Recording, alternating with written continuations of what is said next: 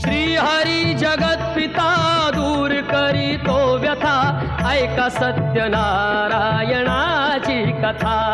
ही ऐका सत्यनारायणाची कथा, ही ऐका सत्यनारायणाची कथा। उल्कामुख राजा होता महाथोर, तयाची पत्नी होती सुंदर। नदी किनारी एकदा त्यांनी घातली महापूजा दोघांनी।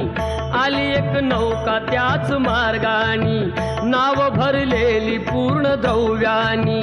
होती व्यापारी साधू बाण्याची, रीत पाहण्यास आला पूजनाची। उल्कामुख त्यास बोले ऐकावे, व्रत नारायणाचे आचरावे। मनोइच्छित फळ मागावे, चरणी श्री हरीच्या लागावे। घरासी आला